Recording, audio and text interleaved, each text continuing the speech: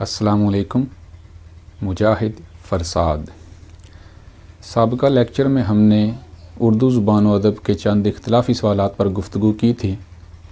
آج ہم اسی سلسلے کو مزید آگے بڑھاتے ہیں. آج جو پہلا سوال ہے وہ یہ ہے کہ اردو کا پہلا افسانہ نگار کون ہے؟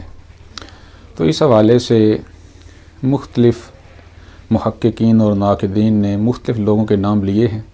عام طور پر منشی پریم چند کو پہلا افسانہ نگار کہا جاتا ہے.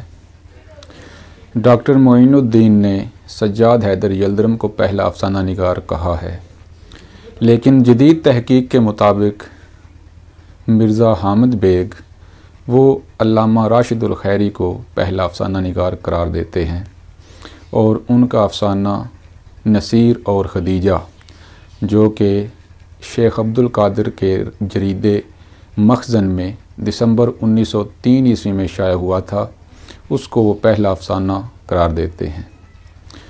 تو اگر یہ بات کی جائے کہ اولیت کسے حاصل ہے تو وہ علامہ راشد الخیری کو ہے، لیکن اگر رجحانات کی بات کی جائے تو پھر دو رجحان اہم ہیں، ایک حقیقت پسندی والا اور دوسرا رومانویت والا. حقیقت پسند افسانہ نگار وہ پریم چند ہیں اور پہلے رومانوی افسانہ نگار سجاد حیدر یلدرم ہیں. عام طور پر پریم چند کا جو افسانہ پہلا افسانہ قرار دیا جاتا رہا ہے وہ دنیا کا سب سے انمول رتن ہے، لیکن ڈاکٹر مرزا حامد بیگ کا کہنا ہے کہ وہ 11ویں نمبر پر افسانہ ہے، وہ پہلے نمبر پر نہیں ہے. تو اب 3 سوال بنتے ہیں. اگر یہ سوال ہو کہ اردو کا پہلا افسانہ کون سا ہے اور پہلا افسانہ نگار کون ہے، تو پھر نصیر اور خدیجہ یہ پہلا افسانہ ہے اور علامہ راشد الخیری یہ پہلے افسانہ نگار ہیں. اور اگر یہ سوال ہو کہ اردو کا پہلا رومانوی افسانہ نگار کون ہے تو وہ سجاد حیدر یلدرم ہیں. اور اگر یہ سوال ہو کہ اردو کا پہلا حقیقت پسند افسانہ نگار کون ہے تو وہ منشی پریم چند ہیں. اگر ہم یہ دیکھیں کہ اردو کی پہلی نثری کتاب کون سی ہے تو اس پر بھی اختلاف پایا جاتا ہے. عام طور پر معراج العاشقین، رسالہ شاہ راجو، اس طرح کی کتابوں کو پہلی نثری تصنیف کہا گیا، لیکن ان میں ایک تو فارسیت غالب ہے اور دوسرا ان میں تصوف ہے، ادبیت نہیں ہے. تو جو پہلی ادبی نثری کتاب ہے وہ سب رس ہے ملا وجہی کی، جو کہ 1045 ہجری اور 1635 عیسوی میں لکھی گئی. تو اب اس چیز کو مد نظر رکھا جائے گا کہ پہلی ادبی نثری تصنیف کون سی ہے تو وہ سب رس ہے. اسی طرح ایک اور اختلافی سوال ہے کہ اردو کا پہلا انشائیہ نگار کون ہے. تو ایک اصول یہ بھی ذہن میں رکھیں کہ جس سوال کا جواب سلیکٹ نہ کیا جا رہا ہو، پتہ نہ چل رہا ہو کہ اس کا جو ہے نا وہ درست جواب کون سا ہے، مختلف ہوں، یعنی کسی نے کسی کو قرار دیا ہو اور کسی نے اس کا کوئی جواب قرار دیا ہو اور سارے محققین ہوں، ناقدین ہوں، تو اس میں پھر ان شخصیات کے نام یاد رکھنے چاہیے اور انہوں نے جو جواب دیا ہے وہ جواب یاد رکھنا چاہیے. مثلا پہلا انشائیہ نگار ڈاکٹر جاوید کے مطابق ملا وجہی پہلا انشائیہ نگار ہے، لیکن ڈاکٹر سلیم اختر کے مطابق سر سید احمد خاں پہلے انشائیہ نگار ہیں. اگر ہم دیکھیں کہ ڈاکٹر محمد صادق کیا کہتے ہیں تو وہ محمد حسین آزاد کو پہلا انشائیہ نگار قرار دیتے ہیں، اور ڈاکٹر انور صدیق وہ ڈاکٹر وزیر آغا کو پہلا انشائیہ نگار قرار دیتے ہیں. تو اس طرح یہ شخصیات کے نام یاد رکھیں اور ساتھ انہوں نے جس کو وہ کہا ہے تو وہ ساتھ یاد رکھ لیں، یہ اصول اس کا بہتر ہے. اگر ہم یہ دیکھتے ہیں کہ جدید نظم کا بانی کون ہے تو اس کے لیے بھی 2 جواب جو ہے نا وہ ذہن میں آتے ہیں، ایک محمد حسین آزاد اور دوسرے الطاف حسین حالی. تو پروفیسر گوپی چند نارنگ انہوں نے اس کا جواب یہ دیا ہے کہ اگر تاریخی حوالہ دیکھیں تو محمد حسین آزاد ان کو تاریخی لحاظ سے تو اولیت حاصل ہے، لیکن ان کے کام میں ادبیت نہیں ہے، تو الطاف حسین حالی یہی جدید نظم کے بانی اور امام قرار دیے جانے چاہیے۔ تو ان کے مطابق پھر اس سوال کا جواب الطاف حسین حالی ہے۔ اگر ہم یہ سوال دیکھیں کہ قرآن مجید کا پہلا اردو ترجمہ کس نے کیا تھا، تو اس کے لیے بھی دو نام ذہن میں آتے ہیں، ایک شاہ رفیع الدین اور دوسرا نام شاہ عبد القادر۔ تو اگر لفظی ترجمے کی بات کی جائے تو وہ شاہ رفیع الدین نے کیا تھا 1788 عیسوی میں، لیکن یہ شائع 1838 عیسوی میں ہوا تھا۔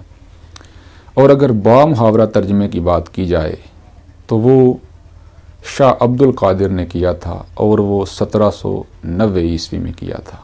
تو یہ سوال کی نوعیت دیکھنی چاہیے، ایک لفظی ترجمہ ہے، دوسرا با محاورہ ترجمہ ہے۔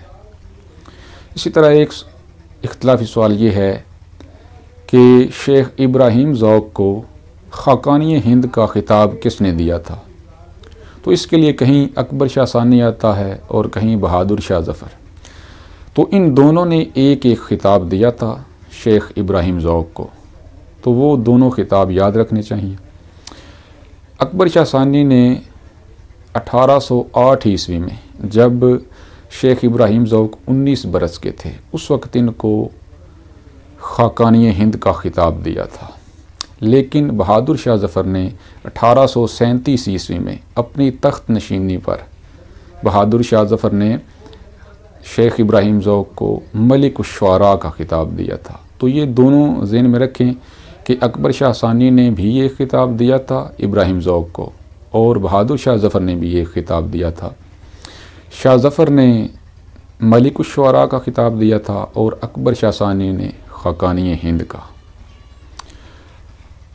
اگر ہم یہ دیکھیں کہ اردو شعراء کا پہلا تذکرہ نگار کون ہے یا پہلا تذکرہ کون سا ہے، تو اس سوال کی نوعیت کو لازمی ذہن میں رکھیں۔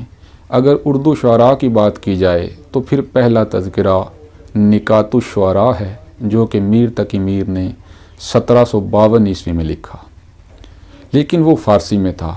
اگر سوال یوں ہو کہ اردو زبان میں اردو شعراء کا تذکرہ پہلا کون سا ہے، تو وہ گلشن ہند ہے، جو مرزا علی لطف نے 1801 عیسوی میں لکھا۔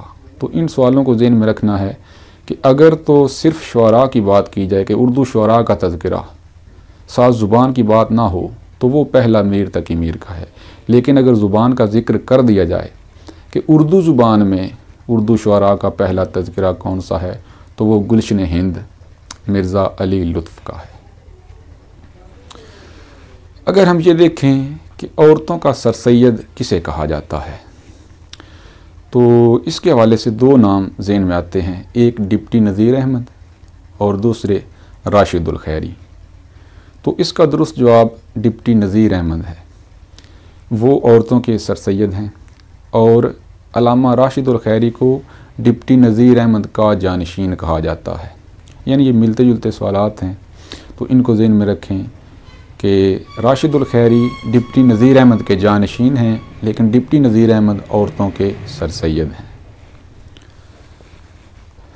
ایک سوال یہ بھی مجھ سے کیا گیا کہ غزل میں موسیقیت پیدا کرنے کے لیے قافیہ ہوتا ہے یا ردیف؟ تو قافیہ اور ردیف یہ دونوں ترنم پیدا کرتے ہیں۔ اصل میں قافیہ جو ہے یہ پہلے ہے، یہ غزل کے لیے شرط ہے، ردیف کی شرط نہیں ہے۔ جس غزل میں ردیف ہو وہ مردف کہلاتی ہے، اور جس میں ردیف نہ ہو وہ غیر مردف کہلاتی ہے۔ ردیف ہو تو وہ بہتر ہے، نہ ہو تو بھی غزل ہو جاتی ہے۔ تو ردیف اصل میں قافیے کو سہارا دینے کے لیے ہوتی ہے، لیکن دونوں موسیقیت پیدا کرتے ہیں، قافیہ بھی اور ردیف بھی۔ لیکن اگر دونوں آپشن ہوں تو ان میں سے ایک کو انتخاب کرنا ہو تو پھر قافیہ بہتر ہے، یعنی قافیہ پہلے ہے، ردیف بعد میں ہے۔ تو یہ چند ایک سوالات تھے جو میرے ذہن میں تھے اور کچھ آپ نے پوچھے تھے۔ تو اصل میں جو کمیشن کا ٹیسٹ ہوتا ہے اس میں اختلافی سوال بہت زیادہ نہیں آتے، کوئی ایک آدھ آتا ہے، لہٰذا ان کے لیے زیادہ پریشان ہونے کی بھی ضرورت نہیں ہے۔ محنت جاری رکھیں، اللہ آپ سب کو کامیاب کرے۔ بہت شکریہ۔